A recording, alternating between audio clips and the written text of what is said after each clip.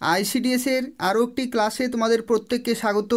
আজকে এই ভিডিওতে আমরা আলোচনা করব আইসিডিএস কর্মী ও সহায়িকার প্রশ্নোত্তর সম্পর্কে, যেখানে টোটাল 60টি গুরুত্বপূর্ণ প্রশ্ন উত্তর আলোচনা করব এবং এটি হচ্ছে চতুর্থ মক টেস্ট। অর্থাৎ যারা প্রথম, দ্বিতীয় এবং তৃতীয় মক টেস্ট দেখোনি তারা অবশ্যই চ্যানেলে দেখে নেবে। এবং এটি হচ্ছে চতুর্থ মক টেস্ট, যেখানে টোটাল 60টি গুরুত্বপূর্ণ প্রশ্ন উত্তর আলোচনা করব তোমাদের পরীক্ষার জন্য। তো সেক্ষেত্রে তোমরা যারা পরীক্ষার জন্য প্রস্তুতি নিচ্ছ শুরু থেকে শেষ পর্যন্ত দেখতে থাকো। কে কতগুলো সঠিক উত্তর দিতে পারলে অবশ্যই কমেন্টে জানাবে। তার পাশাপাশি তোমরা ভিডিওটি লাইক করে দেবে। যদি কোনো প্রশ্ন থাকে তাহলে কমেন্ট করে জানাবে। ভিডিওটি তোমাদের বন্ধুদের শেয়ার করে দেবে এবং চ্যানেলটি অবশ্যই সাবস্ক্রাইব করে রাখো আইসিডিএসের রেগুলার ক্লাসগুলি পাওয়ার জন্য। তো দেখো, প্রথম প্রশ্নে বলা হচ্ছে প্রাণীজ খাদ্য ও উদ্ভিজ্জ খাদ্য থেকে নিচের কোনটি পাওয়া যায়। তো দেখো, এই প্রশ্নের সঠিক উত্তর হয়ে যাবে উপরের সবগুলি। তার কারণ হচ্ছে প্রাণীজ এবং উদ্ভিজ্জ খাদ্য থেকে খনিজ লবণ, ফ্যাট, প্রোটিন এগুলো সব কিছুই পাওয়া যায়। তো সেক্ষেত্রে অপশান ডি হয়ে যাবে এখানে কারেক্ট আনসার। পরবর্তী প্রশ্ন, কোলেস্টেরল হলো একটি। তো এই প্রশ্নের সঠিক উত্তর হয়ে যাবে কোলেস্টেরল হলো একটি লিপিড। অপশান এ হচ্ছে এখানে কারেক্ট আনসার। পরবর্তী প্রশ্ন, গর্ভাবস্থায় মোট কত আয়রনের প্রয়োজন। গর্ভাবস্থায় মোট কত আয়রনের প্রয়োজন। তো এই প্রশ্নের সঠিক উত্তর হয়ে যাবে 1000 mg অর্থাৎ মিলিগ্রাম। 1000 মিলিগ্রাম আয়রনের প্রয়োজন গর্ভাবস্থায়। অপশান সি হচ্ছে এখানে কারেক্ট আনসার। পরবর্তী প্রশ্ন, একটি শিশুর দৈনিক কত পরিমাণ ভিটামিন ডি প্রয়োজন। ভিটামিন ডি প্রতিদিন কত প্রয়োজন একটি শিশুর। তো দেখো, এই প্রশ্নের সঠিক উত্তর হয়ে যাবে 400 IU। 400 IU এটির ফুল ফর্ম হচ্ছে ইন্টারন্যাশনাল ইউনিট। অপশান সি হচ্ছে এখানে কারেক্ট আনসার। কে কতগুলো সঠিক উত্তর দিতে পারছো অবশ্যই কমেন্টে জানাবে। তার পাশাপাশি তোমরা প্রত্যেকেই ভিডিওটি লাইক করে দেবে। দেখো, পরবর্তী প্রশ্নে বলা হচ্ছে শিশুর বৃদ্ধির জন্য কোন খাবার প্রয়োজন। তো এই প্রশ্নের সঠিক উত্তর হয়ে যাবে প্রোটিনযুক্ত খাবার প্রয়োজন শিশুর বৃদ্ধির জন্য। পরবর্তী প্রশ্ন, কোন পুষ্টির ঘাটতির কারণে গলগণ্ড রোগ হয়। তো গলগণ্ড হয়ে থাকে আয়োডিনের অভাবে। অপশান এ হচ্ছে এখানে কারেক্ট আনসার। এরপর দেখো, পরবর্তী প্রশ্নে বলা হচ্ছে প্রোটিনের সবচেয়ে প্রধান উৎস কোনটি। তো এই চারটির মধ্যে সবচেয়ে প্রধান উৎস হচ্ছে সয়াবিন। অপশান এ হচ্ছে এখানে কারেক্ট আনসার। পরবর্তী প্রশ্ন, ভেরিসেলা ভ্যাকসিন এর অপর নাম কি। ভেরিসেলা ভ্যাকসিন, তো অবশ্যই তোমরা মনে রাখবে এটি হচ্ছে chicken pox vaccine. Chicken pox ভ্যাকসিনকেই বলা হয় ভেরিসেলা ভ্যাকসিন। পরবর্তী প্রশ্ন, জরায়ুর ক্যান্সার প্রতিরোধে কোন টিকা ব্যবহার করা হয়। জরায়ুর ক্যান্সার, তো এখানে তোমরা অবশ্যই মনে রাখবে সেই টিকাটির নাম হচ্ছে এইচপিভি। যদি বলা হয় ফুল ফর্ম কি, তো এটার ফুল ফর্ম হচ্ছে হিউম্যান পেপিলোমা ভাইরাস ভ্যাকসিন। অবশ্যই তোমরা ফুল ফর্মও কিন্তু মনে রাখবে। পরবর্তী প্রশ্নে বলা হচ্ছে ডায়রিয়া নিয়ন্ত্রণে কোন টিকা ব্যবহার করা হয়। ঠিক আছে, ডায়রিয়া নিয়ন্ত্রণে কোন টিকা ব্যবহার করা হয়। তো দেখো, এই প্রশ্নের সঠিক উত্তর হয়ে যাবে রোটা ভাইরাস ভ্যাকসিন বা টিকা। অপশান সি হচ্ছে এখানে কারেক্ট আনসার। পরবর্তী প্রশ্ন, পিত জ্বরের ভ্যাকসিনের নাম কি। তো দেখো, পিত জ্বরের ভ্যাকসিন হচ্ছে 17D ভ্যাকসিন। 17D ভ্যাকসিন হচ্ছে পিত জ্বরের ভ্যাকসিন। অপশান বি হচ্ছে এখানে কারেক্ট আনসার। এখানে তোমরা একটি তথ্য মনে রাখবে যে পিত জ্বর এটিকে ইংলিশে বলা হয় ইয়েলো ফিভারও কিন্তু বলা হয় পিত জ্বরকে। পরবর্তী প্রশ্নে দেখো, বলা হচ্ছে পিত জ্বর একটি কি ঘটিত রোগ। তো অবশ্যই তোমরা মনে রাখবে এটি হচ্ছে ভাইরাস ঘটিত রোগ। অপশান সি হচ্ছে এখানে কারেক্ট আনসার। তো দেখো, পরবর্তী প্রশ্নে বলা হচ্ছে উচ্চ তাপ প্রতিরোধী ভ্যাকসিন কোনটি। তো এই প্রশ্নের সঠিক উত্তর হয়ে যাবে টিটেনাস টক্সয়েড। যাকে শর্ট ফর্মে বলা হয় টিটি ভ্যাকসিন, টিটেনাস টক্সয়েড। পরবর্তী প্রশ্ন, শিশুকে কখন হামের টিকা দেওয়া হয়? অর্থাৎ কত বছর বয়সে শিশুকে প্রথম হামের টিকা দেওয়া হয়? তো অবশ্যই তোমরা মনে রাখবে 9 মাসে। 9 মাসে, অপশান সি হচ্ছে এখানে কারেক্ট অ্যান্সার। এবং দেখো এখানে একটি তথ্য তোমরা মনে রাখবে, যে টিকা দেওয়া হয় সেটি হচ্ছে এমএমআর। এখানে প্রথমের এম মানে হচ্ছে মিজেলস, ইংলিশে বলা হয় মিজেলস, এবং সেটি হচ্ছে হাম। দ্বিতীয় এম মানে হচ্ছে মামস যে রোগ হয়, আর আর মানে হচ্ছে রুবেলা। অর্থাৎ তোমরা দেখতে পাচ্ছ এখানে 3টি রোগের জন্য টিকা কিন্তু রয়েছে এমএমআর, এবং 9 মাসের যে বয়স সেই বয়সে শিশুকে দেওয়া হয়। হামের টিকা, মামসের টিকা এবং রুবেলা, এই 3টি রোগের টিকা কিন্তু একসাথেই দেয়া হয় 9 মাস বয়সে। পরবর্তী প্রশ্নে বলা হচ্ছে, প্রসব পূর্ব মাকে দেওয়া টিটি ভ্যাকসিনের 2টি ডোজের মধ্যে ন্যূনতম ব্যবধান হওয়া উচিত। ন্যূনতম ব্যবধান কত হওয়া উচিত? তো দেখো এই প্রশ্নের সঠিক উত্তর হয়ে যাবে 1 মাস। 2টি ডোজের মধ্যে ন্যূনতম ব্যবধান 1 মাস অবশ্যই হওয়া উচিত। পরবর্তী প্রশ্ন, শিশুকে দেওয়া ট্রিপল ভ্যাকসিন, যেটিকে বলা হয় ডিপিটি ভ্যাকসিন, কোন রোগের বিরুদ্ধে প্রতিরোধ ক্ষমতা তৈরি করে? কোন রোগের বিরুদ্ধে প্রতিরোধ ক্ষমতা তৈরি করে? তো দেখো এখানে কি বলা হয়েছে, ডিপিটি। এখানে ডিপিটির ফুল ফর্ম কিন্তু তোমাদের জানতে হবে। ডিপিটির ফুল ফর্ম হচ্ছে ডিপথেরিয়া, পারটুসিস আর টিটেনাস। এখানে দেখো ডিপথেরিয়া রয়েছে, টিটেনাস রয়েছে, কিন্তু পারটুসিস নেই। এখানে তোমরা মনে রাখবে পারটুসিসকেই কিন্তু হুপিং কাশি বলে, পারটুসিসকেই বলা হয় হুপিং কাশি। তো সেক্ষেত্রে অপশান সি হয়ে যাচ্ছে এখানে কারেক্ট অ্যান্সার, অপশান সি। পরবর্তী প্রশ্নে দেখো বলা হচ্ছে, পেন্টাভ্যালেন্ট ভ্যাকসিন নিচের কোনগুলির সংমিশ্রণ? তো দেখো এখানে একটি তথ্য জানতে হবে, পেন্টাভ্যালেন্ট মানে হচ্ছে টোটাল 5টি ভ্যাকসিন একসাথে, 5টি ভ্যাকসিন বা 5টি রোগের ভ্যাকসিন একসাথেই দেওয়া হয় পেন্টাভ্যালেন্ট ভ্যাকসিনের মাধ্যমে। এবং কোন কোন রোগ? দেখো এর মধ্যে কিন্তু ডিপিটি থাকে, ডিপিটি থাকবে, হেপাটাইটিস বি থাকবে এবং HIV। এটা কিন্তু HIV নয়, HIV, ঠিক আছে? এটা হচ্ছে হিমোফিলিয়ার জন্য HIV দেওয়া হয়। তো হেপাটাইটিস বি, হিমোফিলিয়া, এবং এখানে 3টি রয়েছে, ডিপথেরিয়া, পারটুসিস এবং টিটেনাস। তো টোটাল হয়ে গেল 5টি। এই 5টি রোগের জন্য কিন্তু পেন্টাভ্যালেন্ট ভ্যাকসিন। তো সেক্ষেত্রে এখানে কারেক্ট অপশান হয়ে যাবে অপশান ডি, অপশান ডি হচ্ছে এখানে কারেক্ট অপশান। ঠিক আছে, এটা কিন্তু অবশ্যই তোমরা মনে রাখবে। এখানে ডিপথেরিয়া, পারটুসিস বা হুপিং কাশি এবং টিটেনাস, তার সাথে সাথে হেপাটাইটিস বি এবং হিমোফিলিয়া। পরবর্তী প্রশ্নে দেখো বলা হচ্ছে, নিচের কোনটি প্রথম রিকম্বিনেন্ট ভ্যাকসিন? তো এটি হচ্ছে হেপাটাইটিস বি ভ্যাকসিন হচ্ছে প্রথম রিকম্বিনেন্ট ভ্যাকসিন। পরবর্তী প্রশ্নে বলা হচ্ছে, দূষিত জল পান করলে নিচের কোন রোগ হয় না? কোন রোগ হয় না? তো দেখো এই প্রশ্নের সঠিক উত্তর হয়ে যাবে ডিপথেরিয়া, অপশান বি হচ্ছে এখানে কারেক্ট অ্যান্সার। পরবর্তী প্রশ্ন, ট্রাকোমা রোগটি কিসের সাথে সম্পর্কিত? ট্রাকোমা রোগটি, তো দেখো ট্রাকোমা হচ্ছে চোখের সাথে সম্পর্কিত, অপশান এ হচ্ছে এখানে কারেক্ট অ্যান্সার। পরবর্তী প্রশ্ন, নিচের কোনটি একটি সংক্রামক রোগ? সংক্রামক রোগ কিন্তু বলা হয়েছে। তো দেখো সংক্রামক রোগ হচ্ছে পারটুসিস। কেন? পারটুসিসের বাংলায় অর্থ হচ্ছে হুপিং কাশি। হুপিং কাশি একটি সংক্রামক রোগ। তো সেক্ষেত্রে অপশান বি হয়ে যাচ্ছে এখানে কারেক্ট অ্যান্সার। পরবর্তী প্রশ্নে দেখো বলা হচ্ছে, টিকা দিয়ে কোন রোগ নিয়ন্ত্রণ করা যায় না? টিকা দিয়ে কোন রোগ নিয়ন্ত্রণ করা যায় না? তো দেখো এই প্রশ্নের সঠিক উত্তর হয়ে যাবে অ্যানিমিয়া, অপশান ডি হচ্ছে এখানে কারেক্ট অ্যান্সার। পরবর্তী প্রশ্ন, নিচের কোনটি স্বাস্থ্যকর জীবনধারা নয়? নিচের কোনটি স্বাস্থ্যকর জীবনধারা নয়? তো দেখো এই প্রশ্নের সঠিক উত্তর কী হবে?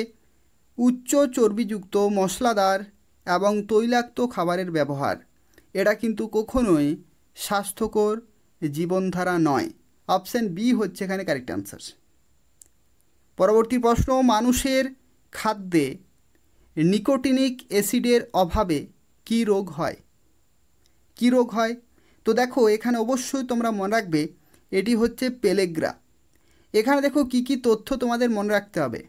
এই যে নিকোটিনিক অ্যাসিড, এটি হচ্ছে নিয়াসিন, এটির অপর নাম কি? নিয়াসিন। আর নিয়াসিনেই হচ্ছে অরিজিনালি ভিটামিন বি3। ঠিক আছে, ভিটামিন বি3। তো সেক্ষেত্রে এখানে কি বলা হয়েছে, ঘুরিয়ে প্রশ্নটি দেওয়া হয়েছে যে মানুষের খাদ্যে ভিটামিন বি3 এর অভাবে কি রোগ হয়?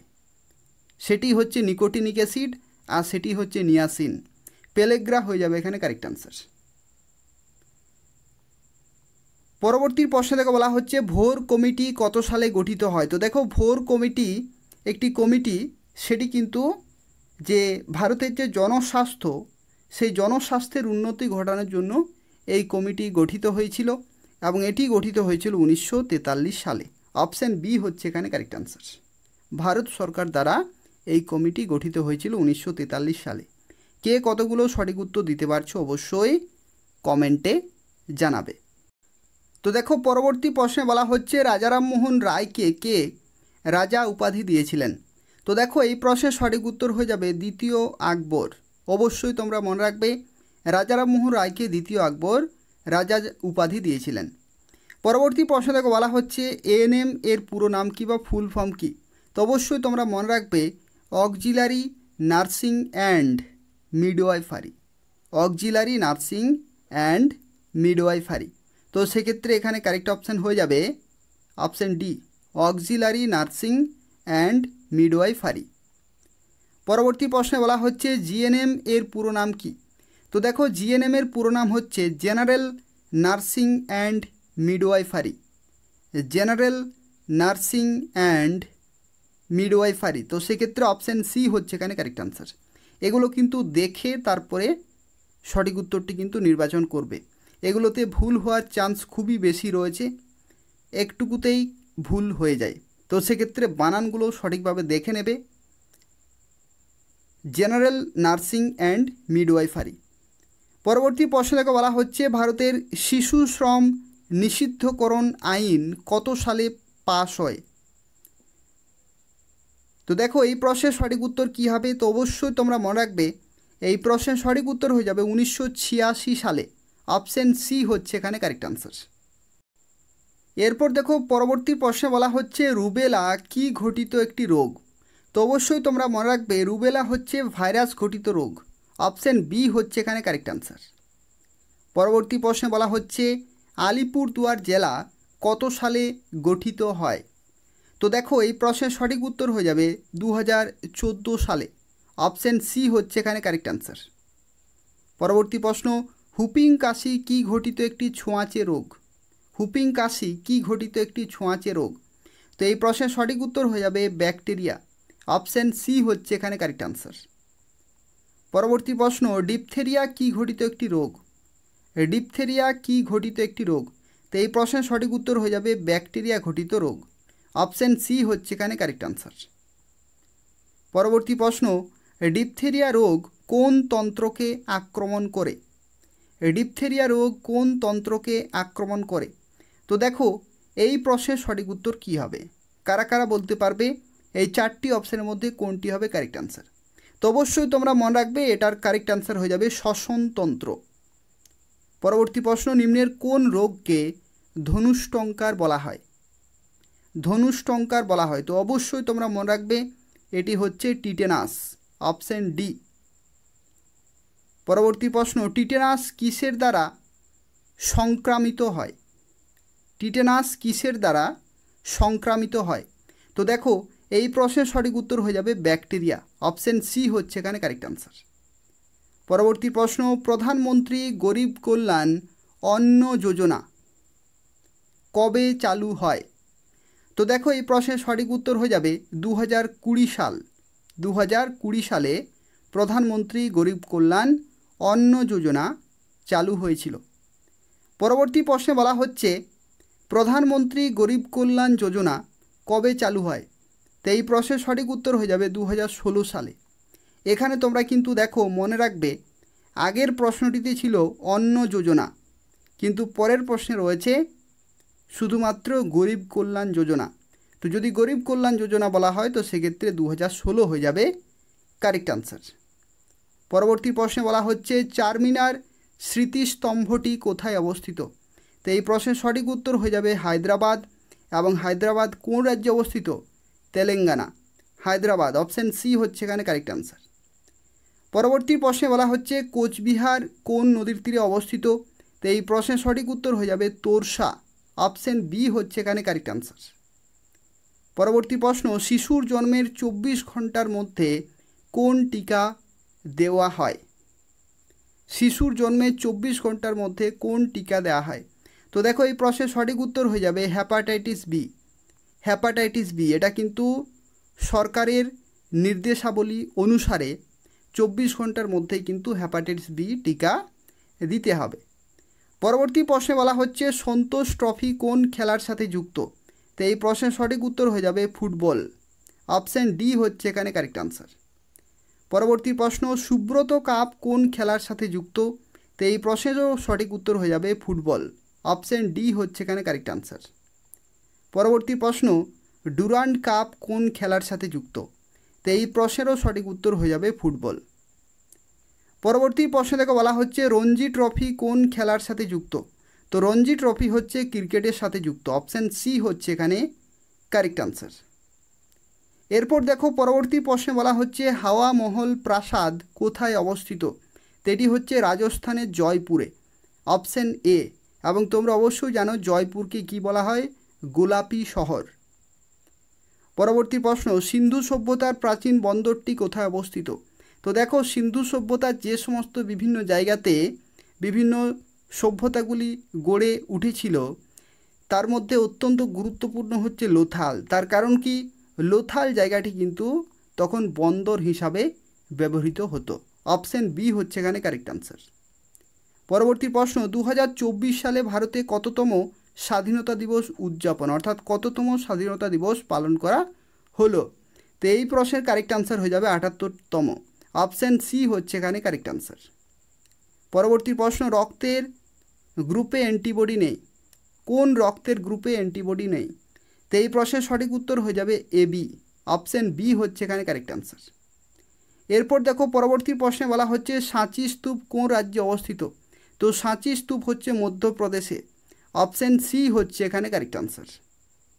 এরপর দেখো পরবর্তী প্রশ্নে বলা হচ্ছে প্রধানমন্ত্রী উজ্জ্বলা যোজনা কত সালে চালু হয়? কত সালে চালু হয়? তো দেখো এই প্রশ্নের সঠিক উত্তর হয়ে যাবে 2016 সালে, 2016 সালে। পরবর্তী প্রশ্ন কোয়াশিওরকর রোগ কত বছর বয়স্ক শিশুদের হয়? তো অবশ্যই তোমরা মনে রাখবে 2 থেকে 4 বছর বয়স্ক শিশুদের ক্ষেত্রে কোয়াশিওরকর রোগ দেখা যায়। পরবর্তী প্রশ্ন সদ্যজাত মানব শিশুর কতগুলি হাড় থাকে?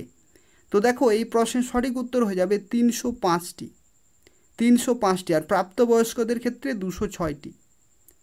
পরবর্তী প্রশ্ন আন্তর্জাতিক দাতব্য দিবস কবে পালিত হয়? আন্তর্জাতিক দাতব্য দিবস কবে পালিত হয়? তো দেখো এই প্রশ্নের সঠিক উত্তর কি হবে? তো তোমরা অবশ্যই মনে রাখবে 5ই সেপ্টেম্বর, এটা সঠিক উত্তর হয়ে যাবে। আর 5ই সেপ্টেম্বর কিন্তু শিক্ষক দিবসও পালিত হয়। পরবর্তী প্রশ্নে দেখো বলা হচ্ছে আন্তর্জাতিক সাক্ষরতা দিবস কবে পালিত হয়?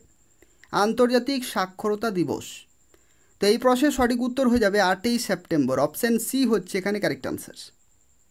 পরবর্তী প্রশ্ন আন্তর্জাতিক শান্তি দিবস কবে পালিত হয়? আন্তর্জাতিক শান্তি দিবস কবে পালিত হয়? তো দেখো এই প্রশ্নের সঠিক উত্তর হয়ে যাবে 21শে সেপ্টেম্বর, অপশান সি হচ্ছে এখানে কারেক্ট আনসার। এরপর দেখো পরবর্তী প্রশ্নে বিশ্ব জলাতঙ্ক দিবস কবে পালিত হয়? বিশ্ব জলাতঙ্ক দিবস হচ্ছে 28শে সেপ্টেম্বর, অপশান এ হচ্ছে এখানে কারেক্ট আনসার। এরপর দেখো এই প্রশ্নে কি বলা হচ্ছে নিম্নের কোনটি একটি জিনগত রোগ? তো জিনগত রোগ হচ্ছে হিমোফিলিয়া, অবশ্যই তোমরা মনে রাখবে হিমোফিলিয়া হচ্ছে একটি জিনগত রোগ। তো দেখো পরবর্তী প্রশ্নে বলা হচ্ছে মাতৃযান প্রকল্প কত সালে চালু হয়?